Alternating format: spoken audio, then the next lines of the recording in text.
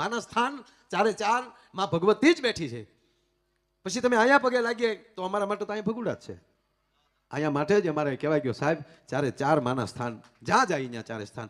કારણ કે એ સ્થળ અલગ અલગ છે, તત્વ એક છે.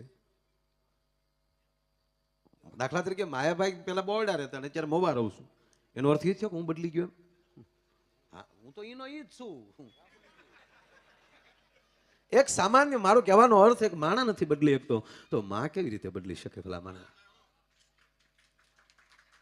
જો માનો એ પ્રભાવ કેવો છે, કૃપા કેવી છે, એ તમને વાત કરું.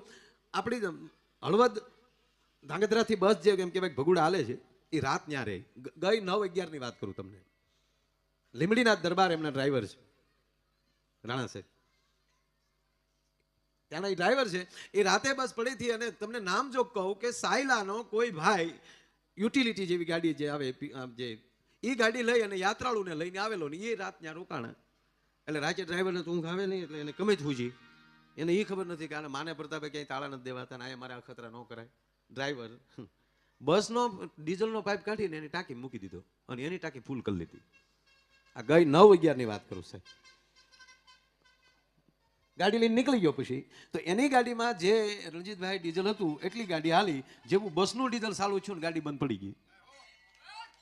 ગેરેજ વાળાને દેખાડ્યું, બધું કર્યું. પાછું યાદ આવ્યું કે મેં ભગુડાથી બસમાલી ડીઝલ લીધું હતું, કદાચ એ તો નહીં હોય ને, હાલ હું ડીઝલ કાઢી લઉં. પાછું ડીઝલ કાઢી નવું નાખ્યું એટલે ગાડી ચાલુ થઈ. પાછો વેમ પડ્યો કે હજી મને એકવાર અખતરો કરવા દે. એટલે પાછું જો હવે જો ઈ જ હોય તો મારે અત્યારે ભલે પાછું ભગુડા જવું પડે. આ 3 દી હાલ્યું.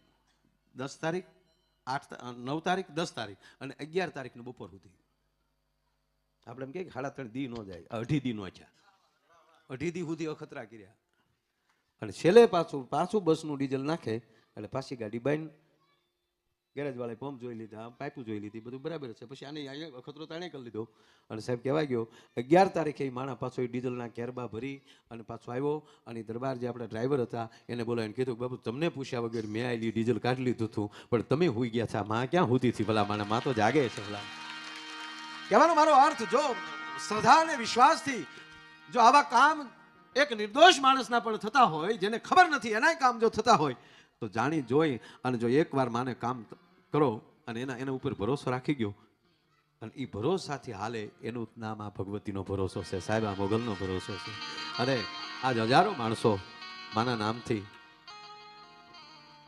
અને જેને નથી સમજાતું એ નથી, જેમાં સર્કિટ જ ન હોય,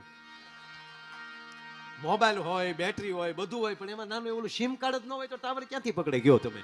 તો અમુક હાવ કવરેજ વગેરે આવ્યા એને કઈ સમજાવવાની કોશિશ ન કરવી ભાઈ. હા, એમાં મારે તાવત નથી આવતો. તાવત ક્યાંથી આવે? આમાં સિમ કાર્ડ નથી.